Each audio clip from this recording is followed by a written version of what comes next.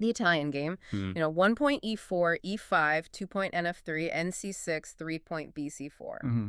It's probably one of the very first openings loads of chess players learn. And, well, it looks pretty straightforward, doesn't it? It does, yeah, on the surface. But what if there's actually a whole world of tactical twists and, like, deep strategy hidden just beneath those simple moves? That's exactly what we're getting into today. Right. So whether you're, a really experienced player or maybe just starting out, we think there's something here for you. Definitely. We've gathered quite a mix of sources. We've got practical opening guides, some deeper stuff on tactical training, even some modern analysis of classic variations. Okay, so what's the plan for this deep dive? Well, the mission really is to push past just the basic moves of the Italian. We want to unpack the hidden strategic ideas, look at the really exciting tactical shots, and maybe even touch on the history a bit. So by the end, you, the listener, should have a much richer feel for this classic opening. That's the goal, Mm. a richer appreciation. All right, so the moves again. 1 point E4, E5, 2 point NF3, NC6, 3 point BC4. Italian game set. Yep. The most common reply for black, 3 point BC5. What's the immediate thinking there?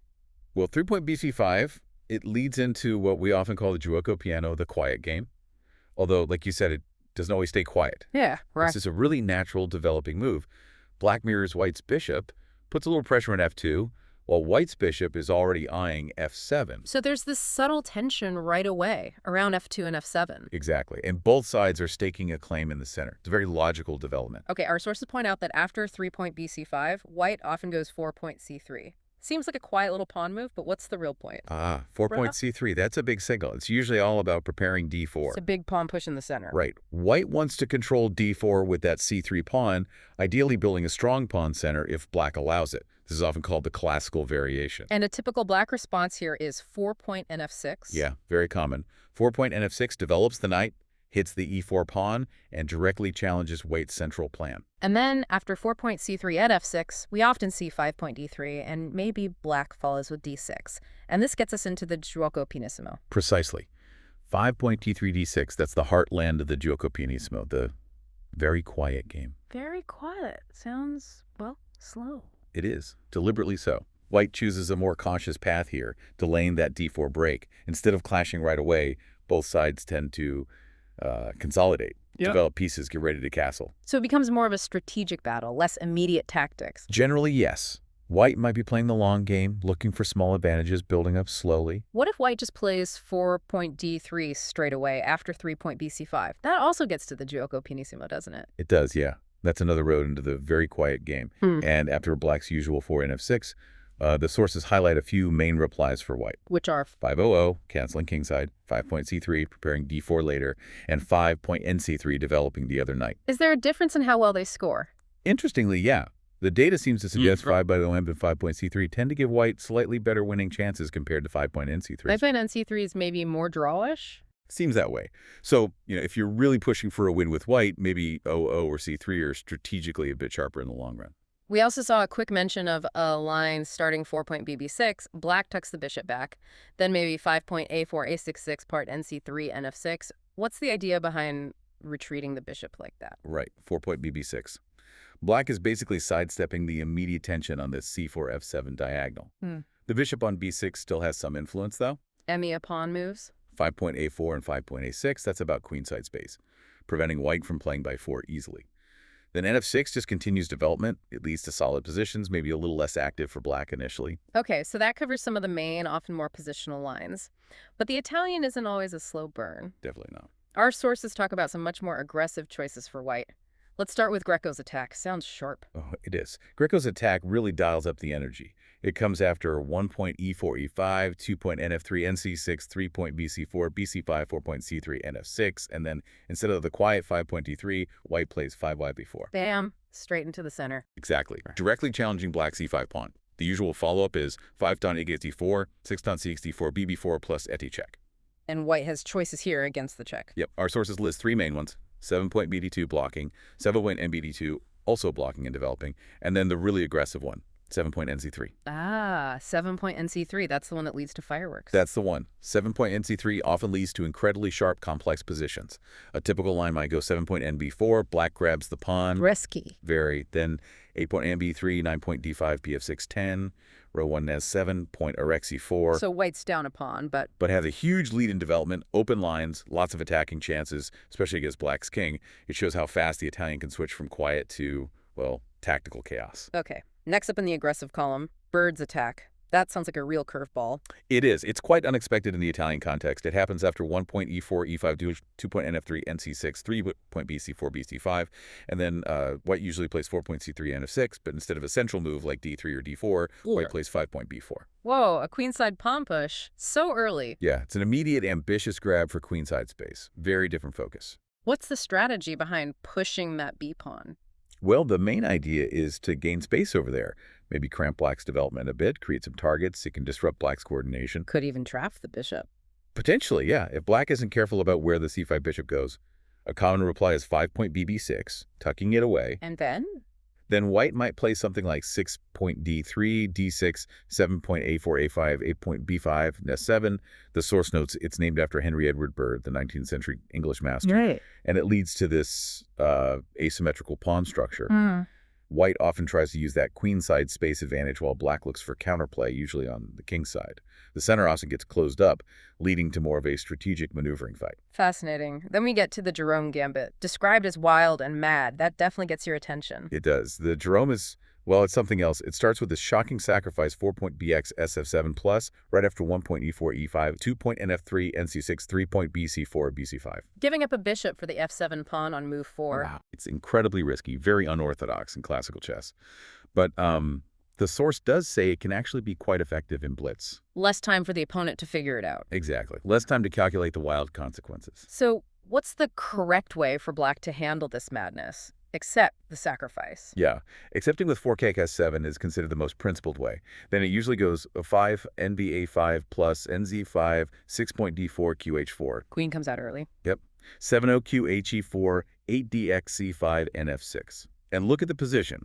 White, despite giving up the bishop, has actually managed to capture black's queen. Whoa, so it's super trappy. Very much so. Shows how quickly things can go wrong if you don't know the theory against these wilder gambits. Okay, rounding out the aggressive bunch, the Evans Gambit. This also involves 4-point B4. How is it different from Bird's attack? Good question. Both use B4, but the timing is key. The Evans Gambit is 1-point E4, E5, 2-point NF3, NC6, 3-point BC4, BC5, then 4-point B4. Black's bishop is already on C5. So the pawn offer directly targets the bishop. Exactly. Now, black is a big decision. Take the pawn with 4-point BX, B4, that's the Evans Gambit accepted, or move the bishop somewhere else, the decline variations. And our source mainly looked at the accepted line, mentioning the Morphy attack specifically. What's that about? Right. The Morphy attack within the accepted line is very sharp, very well analyzed. It usually goes 5-point C3, B5, 6-point D4, X8, B4. Black grabs the pawn, white pushes in the center. Yep. Black is up a pawn, but white gets a strong center, open lines, very active pieces. It leads to this dynamic fight.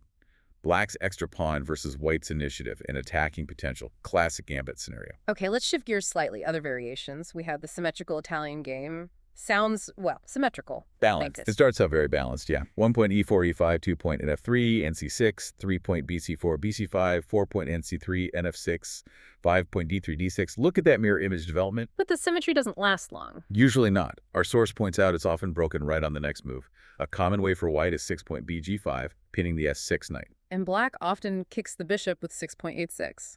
Exactly. And bang, the symmetry is gone. From here, the strategic plans diverge. Then there's the Italian, but with black playing 3-point NF6 instead of 3-point BC5, the two knights defense. Our source calls this an aggressive choice for black. Why? Well, 3-point NF6 immediately hits white's E4 pawn. It creates a direct confrontation in the center much earlier than 3-point BC5. Leads to more open games, more tactical. Generally, yes. Yeah. Compared to the sometimes slower maneuvering in the 3-point BC5 lines, white's main replies here are typically 4-point D3, which is more solid. Right. Point 4 to NG5, which is very, very sharp, and directly targets F7. And 4-point D4, which just blows the center open immediately. And that 4-point NG5 line that has a reputation, doesn't it? Leads to some crazy stuff, including the fried liver attack. Absolutely. 4-point NG5 is infamous for sharp, trappy lines. Yeah. One common path is 4-point D5, 5-point IGSD5 NAY5, 6-point BB5 plus C6, 7-point DXC6, BXC6, 8-point BD3, and 9-point NF3 BD6. Now, interestingly, Yeah. even though white is technically a pawn up here, the sources often evaluate this position as roughly equal. Yeah. Black gets a lot of dynamic compensation. Wow. But then there are the wilder lines. Oh, yeah. There's what the source calls the crazy line. 4-point BC5 first, then 5-point NXF7, BXF2 plus check, 6KF1 QE7, 7 on NXH8D5. Complete chaos. And the fried liver. Ah, yes. Probably the most famous or infamous. Yeah. After 4-point NG5 D5, 5-point XD5 instead of NA5, black plays 5 at XD5. The tempting recapture. Right. Then comes 6-point NXF7, KXF77, QF3 plus Key 6, 8-point NC3. White sacrifices the knight on F7. Pulling the king out. Exactly. Black's king is stuck in the center, looking incredibly vulnerable. White has a massive initiative, active pieces. It's incredibly dangerous for black. Okay. We also saw the Italian with 4-point NC3 leading to the 4 knights game. Described as quite drawish, useful sometimes. It can be, yeah. If you want a solid, less risky game, maybe against a stronger opponent where a draw is a good result, the sequence is 1-point E4, E5, point NC3, D by E6, 3-point BC4, NF6, 4-point NC3. Looks very symmetrical. Lots of pieces traded. It does. Often leads to quite balanced, quiet positions, fewer immediate attacking chances, hence the drawish reputation. What about the Scotch gambit? How does that fit in here? It starts 4-point D4. Right, so after 1-point E4, E5, 2-point NF3, NC6, 3-point BC4, white can choose 4-point D4 instead of C3 or D3. This immediately opens the game up, similar to the Scotch opening proper. So it's an option for Italian players who like the feel of the Scotch. Pretty much. If black takes with 4-tot Equus D4, white often castles. 5-0. This leads to more tactical games than many Italian lines. White aims for a quick development rewind NC3 using the open lines. What's the main continuation? After 5-0, a key line is 5-point NA4-6, Ray 1 D5, 7-point BXD5, QXD5, 8-point NC3, QF5, 9-point NB4. Leads to dynamic middle games, active pieces for both sides, definitely sharper territory. Got it. The sources also briefly mention other third moves for black besides BC5 and NF6, like 3B7, the Hungarian defense. Yeah, 3B7 is seen as more solid, maybe a bit passive, leads to closed positions, quieter maneuvering. Black prioritizes a safe structure. And 3T6, the Paris defense. Also quite conservative. Looks Yes. passive, but it's solid and, it's actually been played at top levels. It aims for a robust setup. The source mentions 3-point G6, which is pretty unusual, not seen much at master level, and 3-point F5, the Rousseau gambit. That's a surprise weapon, trying to complicate early, but probably not the most solid. Okay. Now, even with all this theory, even in these well-known lines, there are always tricks and traps, right? Oh, absolutely. You Yeah. always have to stay alert, even in an opening as old as the Italian. What kind of traps did the sources highlight? Well, they mentioned a specific trick in the 4 Knights variation where black can suddenly lose material if not careful. Reminded us about the possibility of a smothered mate. That classic pattern can pop up sometimes. Ah, the knight checkmate with the king boxed in. That's the one. And it introduced something called the Bologna trap, a specific sequence in one Italian line where white can snag material if black falls for it. So the lesson is, know your theory, but keep your tactical eyes open. Always. Sound opening knowledge isn't enough if you miss a simple tactic. This has been great on the opening theory side, but our sources also talked about tactical education. How does that perspective change how we look at the Italian game? It's a really valuable shift. The material, drawing on Estrasios Grievous' work, pushes a training idea that tries to mimic real game situations. How so? The core concept is presenting tactical puzzles without telling you if you're supposed to find a win or a draw, or maybe even just the best defense in a bad spot. Ah, so you have to assess the position yourself, just like in a real game, without knowing there's a guaranteed knockout punch. Exactly. Grievous argues that, standard puzzles where there's a win can sometimes be unrealistic. He thinks learning tactical patterns is deeply linked to opening theory. Because certain tactics arise from certain structures. Precisely. He suggests studying groups of similar thematic positions.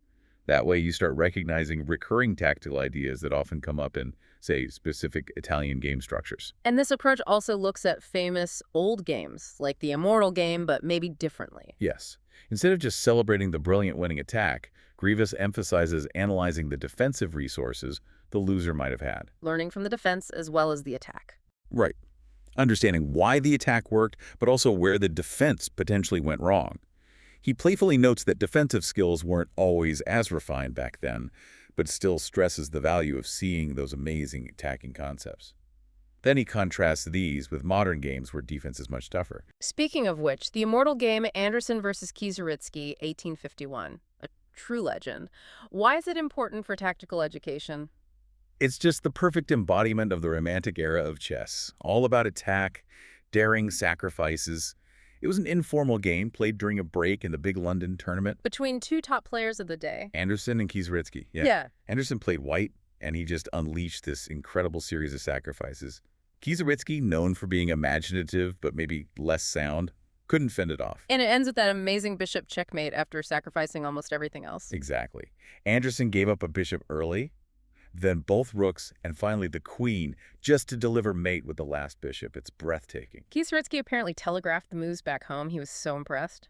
He did. And Anderson's quote from it is famous. Victory does not depend on the pieces that you lose. It depends entirely on the pieces that you can continue playing with. Pure attacking spirit. But the analysis also shows where Kieseritzky could have maybe defended better. Yes, the notes point out critical moments, potential defensive tries, which reinforces Griffith's point, learn from the attack, but also understand the defense. Then there's that evergreen game. Anderson again, this time against Dufresne in 1852, another classic. Yep, another informal game, this time in Berlin. Anderson against Jean Dufresne, who was a strong player and writer himself. But again, Anderson's attacking brilliance shone through. It got its name from Steinitz. Yeah, Wilhelm Steinitz, the first world champ, called Anderson's move 19 Rad 1 and evergreen the laurel crown of Anderson. High praise. But like the immortal game, later analysis found defensive ideas. That's right. While the attack, especially that 19th move, is hugely admired, analysis over the years has found ways Dufresne might have put up more resistance. It shows how defensive understanding evolved. So these games are beautiful, but also instructive about how chess thinking changed. Definitely. The source notes that while this combinational school was amazing, players like Paul Morphy later showed the power of a stronger positional foundation. Okay, jumping forward quite a bit, the Rainbow Game, Serper versus Nicolaitis, 1993. What makes this one stand out tactically? This one's a modern masterpiece of attack. Played in St. Petersburg, a serious tournament game. Gregory Serper, playing white, just uncorked this fantastic series of sacrifices against Iomannis Nicolaitis, who's also a very strong GM. Why Rainbow? Because of the variety and brilliance of the sacrifices, like a whole spectrum of attacking ideas. It's considered one of the best games ever, really complex and beautiful. Serper managed to break through Nicolaitis' tough defense. The analysis shows just how sharp and intricate it was. And finally, the chess game, Kasparov versus Topalov, 1999, called the absolute game of chess by one source. Quite a claim. It is. Played at the famous WEC Athene tournament. Kasparov, arguably the greatest ever, against Topalov, another future world champion. It's hailed for having one of the most deeply calculated, complex attacks ever played over the board. Not perfect according to computers, but still incredible human play. Exactly. It started positionally, then Kasparov sacrificed a rook, Topalov took it, and it just exploded into this wild tactical battle.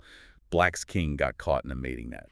And there was a key moment where Topalov might have defended better. Yeah, computer analysis suggests 24 KB6 might have held on longer than the move played, 24.cxd4, which might have even been a deliberate trap set by Kasparov, but the complexity was immense. Kasparov's calculation must have been phenomenal. Off the charts. The source highlights his brilliant rook sacrifice 25 res 7 plus and the forcing sequence that followed, involving this repeated pattern with the queen on c3 and king on b2. Just incredible depth. We also had that bit from Quality Chess, revisiting the Evans Gambit with modern eyes. What was the takeaway there? Right, that gave a contemporary look.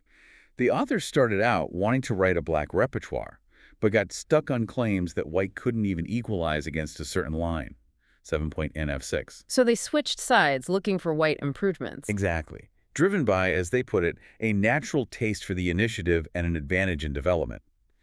The analysis then dug into specific lines, like after AP3, showing the complex tactical fights that arise, referencing recent games. So even these old gambits are still being explored and refined? Constantly. Modern analysis keeps uncovering new ideas, deepening our understanding of all these tactical and strategic nuances. Wow. Okay, this really has been a deep dive into the Italian game. So wrapping things up, what are the main things you think our listeners should take away? Well, first I'd say the Italian game looks simple, but it's packed with tactical depth and strategic richness. It's not just for beginners. Right, there's a huge variety in there. Huge variety. From the quiet gioco pianissimo to the crazy fried liver or the Evans Gambit, there's really something for every style of player. And second, its history is fascinating, shown through those amazing games that still teach us so much about attack and defense. And we've seen it from different angles today, too. Absolutely. We went from the practical opening moves and variations to thinking about tactical education, how studying these lines helps you recognize patterns, and then seeing how modern analysis keeps evolving our understanding, even of openings from the 1800s.